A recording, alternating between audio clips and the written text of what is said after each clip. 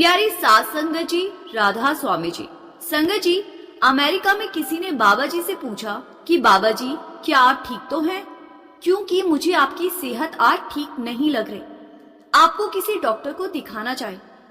तो बाबा जी ने एक ऐसा जवाब दिया कि वहां हर इंसान रोने लगा था, सबकी आंखों में आंसू आ गए थे। वो दृश्य सच में देखने लायक था।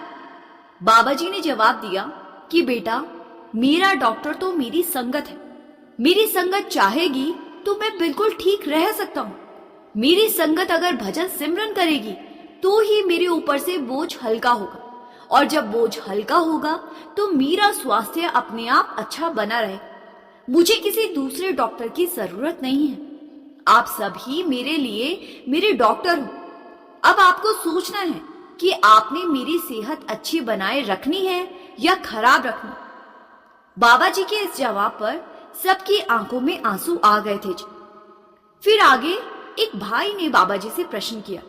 इस भाई ने बेनती की कि बाबा जी, हमारे जीवन में जो घटनाएं होने वाली होती है उनका पता हमें पहले से क्यों नहीं चलता? भविष्य में क्या होने वाला है इसकी जानकारी मालिक हमें पहले ही क्यों नहीं दे देता? बाबा जी ने उत्तर देते हुए फरमाया कि बेटा, अगर इंसान अपने भविष्य को पहले से जान पाता तो ये सृष्टि चलनी ही नहीं थी, यहाँ तबाही आ चुकी होती। मालिक ने बहुत सोच समझकर संतुलन बनाकर इस सृष्टि का निर्माण किया है। इंसान के जीवन में जो कुछ भी घटित होने वाला है उसका संपूर्ण ज्ञान केवल मालिक को होता है। यदि मनुष्य को पहले ही आने वाले हर पल की जानकारी मिल जाए तो उसका मन तरह तरह की चिंताओं और उलझनों में फंस जाएगा। फिर वो वर्तमान में अपना कर्तव्य ठीक से नहीं निभा पाएगा। हमारा काम है अपनी तरफ से अच्छे कर्म करते रहना। भविष्य में क्या होगा वो मालिक पर छोड़ दो। फिर आगे इसी भाई ने एक और प्रश्न किया। इस भाई ने कहा कि बाबा जी, मेरे मन में बार बार ये इच्छा आती है कि मैं हमेशा के लिए कनाडा को छोड़कर इंडिया वापस जाकर ब्यास डेरा आकर हमेशा के लिए परमानेंट सेवा बन जाऊं। मेरा मन करता है कि अब आगे का सारा जीवन सेवा में लगाऊं। बाबा जी ने फरमाते हुए समझाया कि बेटा, यदि तुम्हें सचमुच लगता है कि तुमने अपने जीवन की सारी जिम्मेदारियां पूरी कर ली और अब एक भी जिम्मेदारी नहीं बची, तभी स्थायी सेवा के बारे में विचार कर। ऐसा कभी नहीं करना कि अपनी दुनियावी जिम्मेदारियों को छोड़कर हम सिर्फ परमार्थ में ही लग जाए। हमें संतुलन बनाकर चलना है, दोनों तरफ की ड्यूटी निभानी। फिर आगे बाबा जी ने ये भी समझाया कि जरूरी नहीं सेवा किसी डेरे या धार्मिक स्थान पर जाकर ही हो पाएगी। याद रखो, जो भी कार्य हम बिना किसी स्वार्थ, इच्छा या फल की अपेक्षा के करते हैं वही सच्ची सेवा कहलाती है। सेवा किसी स्थान की मोहताज नहीं होती, बल्कि हमारे भाव और नियत से पहचानी जाती है। सबसे श्रेष्ठ सेवा तो भजन सिमरन है, और ये सेवा हम अपने घर में रहते हुए भी पूरी श्रद्धा से कर सकते। केवल परिवार छोड़कर डेरा आ जाना ही सेवा नहीं कहलाता। फिर आगे एक भाई ने बाबा जी से प्रश्न किया। इस भाई ने पूछा कि बाबा जी, पूर्ण संत सतगुरु के प्रति पूर्ण समर्पण कैसे किया जा सकता है? बाबा जी ने फरमाते हुए समझाया कि बेटा, सबसे पहले आप ये समझो कि समर्पण कहते किसको है। हम अक्सर लफ्जों में कहने लगते हैं कि हम तो अपने आप को मालिक को सौंप चुके हैं, लेकिन अंदर से फिर भी मन अशांत रहता है, दूसरों पर गुस्सा करते हैं, चिंता में रहते हैं, छोटी छोटी मुसीबत पर ही विश्वास डोलने लगता है। तो क्या इसको हम समर्पण कह सकते हैं? समर्पण का मतलब होता है मालिक पर ऐसा विश्वास जो बड़ी से बड़ी परिस्थितियों में भी ना हिल सके। गुरु साहिब को तपते तवे पर बिठाया गया था तो भी उनके मुख से यही शब्द निकले थे, तेरा भाना मीठा लागे। जब मन के भीतर ये अटल विश्वास बैठ जाता है कि मालिक हर पल हमारे साथ है, हमारे अंग संग है, और हमारे जीवन में जो कुछ भी हो रहा है वो सब उसकी मौज से हो रहा है, तब समर्पण अपने आप जन्म ले लेता है। जैसे एक पिता अपने छोटे से बच्चे को हवा में उछालता है तो बच्चा डरने की बजाय खुश होता है, क्योंकि बच्चे को विश्वास होता है कि उसका पिता उसको कभी गिरने नहीं देगा। ठीक उसी प्रकार यदि हमारा विश्वास सद्गुरु पर अडिग हो जाए तो समर्पण सहज हो जाता है। लेकिन जैसे जैसे मनुष्य बड़ा होता है उसके भीतर अहंकार बढ़ने लगता है। जब तक इस अहंकार का त्याग नहीं होगा तब तक सच्चा समर्पण भी नहीं आएगा, और जब समर्पण आ जाएगा तभी मालिक से मिलन के गुण भी जीवन में विकसित होने लगे। फिर आगे एक लड़की ने बाबा जी से प्रश्न किया। इस लड़की ने कहा कि बाबा जी, यदि एक तरफ किस्मत हो और दूसरी तरफ मेहनत हो तो आखिरी भारी किसका पलड़ा होता है? आखिर भारी पलड़ा किसका होता है? तो बाबा जी ने उत्तर देते हुए फरमाया कि बेटा, सबसे पहले हमें एक बात समझने की जरूरत है कि किस्मत कहते किसको है। किस्मत का मतलब है हमारे कर्मों का फल। अगर हम मेहनत ही नहीं करेंगे तो फिर हमारी किस्मत का निर्माण कैसे होगा? इसीलिए बेटा, हमेशा मेहनत का पलड़ा ही भारी रहता है। हाँ, कभी कभी पिछले कर्मों का प्रभाव ऐसा होता है कि हमारी मेहनत का परिणाम तुरंत दिखाई नहीं देता, लेकिन इसका ये अर्थ बिल्कुल भी नहीं कि मेहनत व्यर्थ चली गई। अच्छे कर्म और ईमानदारी से की गई मेहनत का फल मालिक हमें हर हाल में देगा। फिर आगे इसी बहन ने एक और प्रश्न किया। इस बहन ने पूछा कि बाबा जी, कई लोगों को बिना मेहनत किए ही सब कुछ कैसे मिल जाता है, और कुछ लोग दिन रात मेहनत करके भी उतना नहीं कमा पाते कि एक अच्छा जीवन जी सके। बाबा जी ने उत्तर देते हुए फरमाया कि बेटा, ये भी भाग्य का ही एक हिस्सा है। हर इंसान को उसके कर्मों का फल मिलता है, और ये जरूरी नहीं कि इसी जन्म में की गई मेहनत और अच्छे कर्म का फल इसी जन्म में मिल जाए। कभी कभी ना मालिक हमारे पिछले कर्मों का हिसाब पहले करता है और आगे चलकर इस जन्म के कर्मों का हिसाब होता है। बाबा जी ने आगे फरमाते हुए समझाया कि जो चीज बिना परिश्रम के मिल जाती है उसकी कीमत इंसान अक्सर नहीं समझता, और यही मनुष्य का स्वभाव है। असल परिवर्तन अपने नजरिए में लाने की जरूरत है। जीवन के साथ साथ हमारे पड़ाव और मंजिलें भी बदलती रहती है। इसीलिए बेटा, हर पड़ाव का आनंद लेते हुए आगे बढ़ते रहो, नियमित भजन सिमरन करते रहो और एक अच्छा इंसान बनने का प्रयास कभी मत छोड़ो।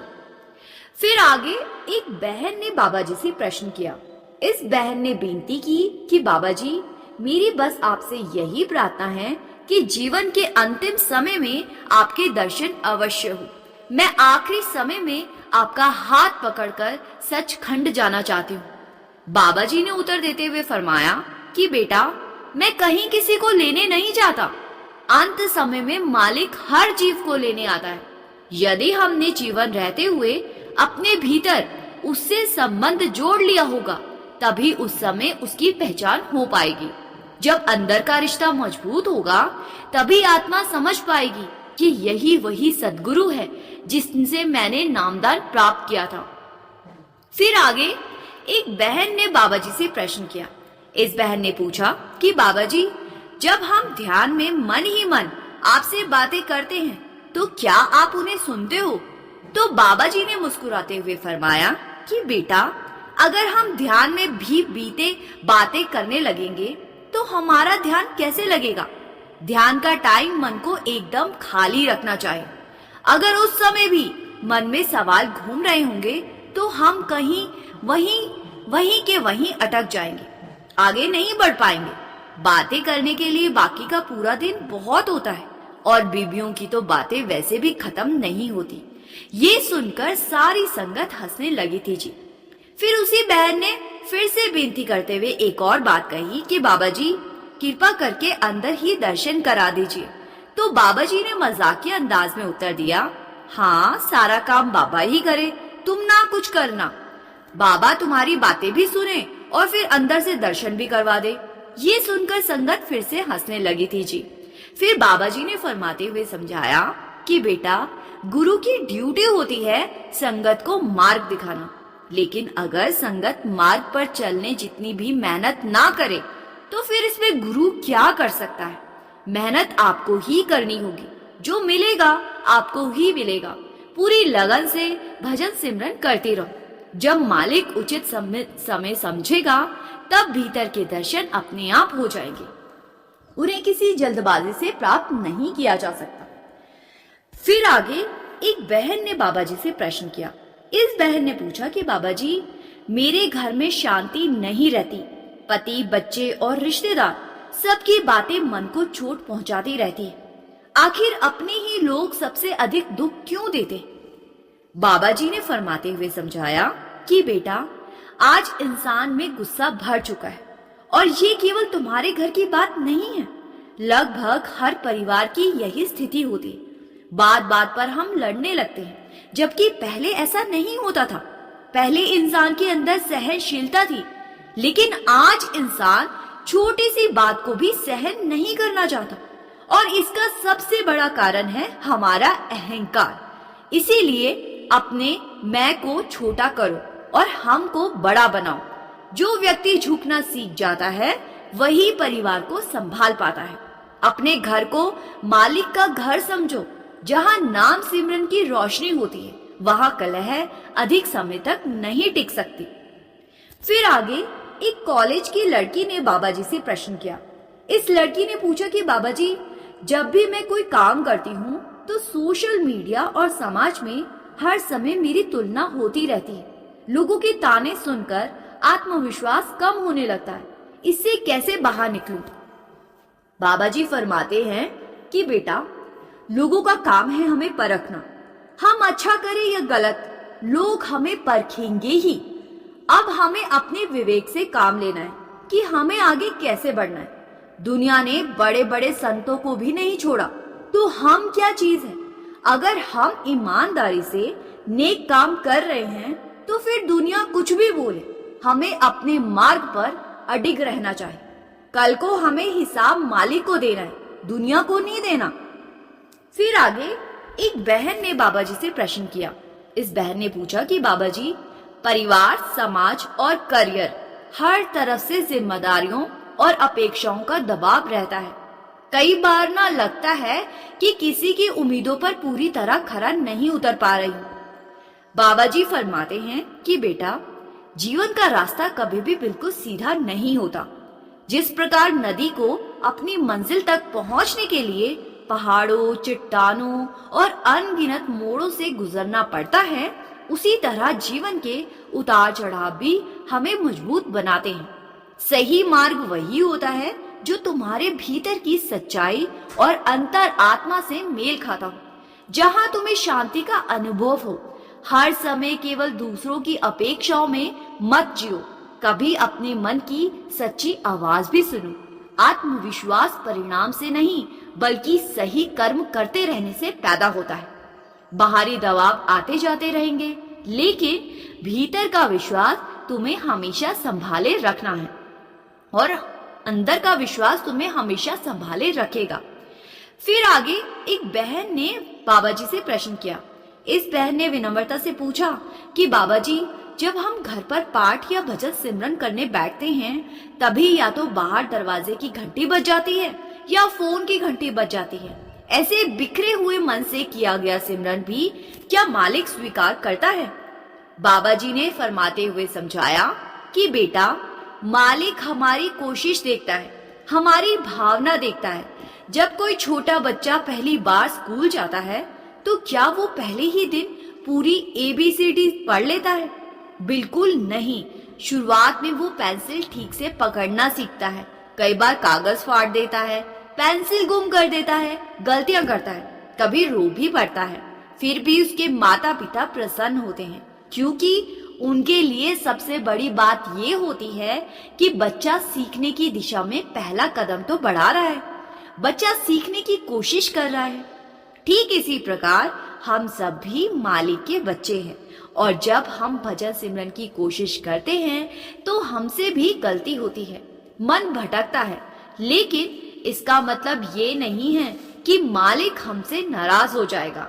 बेटा, हमें अपनी तरफ से कोशिश करनी है, ईमानदारी के साथ ड्यूटी निभानी है। इसीलिए यदि मन पूरी तरह एकाग्र ना भी हो पाए, तब भी सच्चे भाव से किया गया सिमरन कभी व्यर्थ नहीं जाता। वही अभ्यास धीरे धीरे तुम्हें अगली अवस्था के लिए तैयार करता है। इसीलिए बेटा, हिम्मत मत छोड़ो। सिमरन करते समय फोन को अपने से दूर रखो और नियमित बैठने की आदत कभी मत तोड़ो। फिर आगे एक भाई ने बाबा जी से प्रश्न किया। इस भाई ने पूछा कि बाबा जी, सत्संग में बैठकर मन में इतना वैराग्य आ जाता है कि लगता है कि सब कुछ छोड़कर केवल नाम सिमरन कमाना चाहिए, लेकिन जैसे ही सत्संग घर से बाहर निकलते हैं तो परिवार की चिंता, दुकान का काम और रोजमर्रा की जिम्मेदारियों में फिर वही गुस्सा, मोह और लोभ लौट आते हैं। इस दोहरे जीवन से कैसे बाहर निकला जाए? बाबा जी ने फरमाते हुए समझाया कि बेटा, इसे एक सरल उदाहरण से समझते हैं। जब कपड़े धोने वाला साबुन पानी में भीगता है तो वो मुलायम हो जाता है और मैल को आसानी से छुड़ाने लगता है, लेकिन जैसे ही वही साबुन दोबारा सूख जाता है, वो फिर से पहले की तरह सख्त हो जाता है। सत्संग भी उसी पानी की तरह है। वो तुम्हारे मन पर जमी हुई मैल को ढीला करता है और भीतर वैराग्य तथा जागृति का भाव पैदा करता है।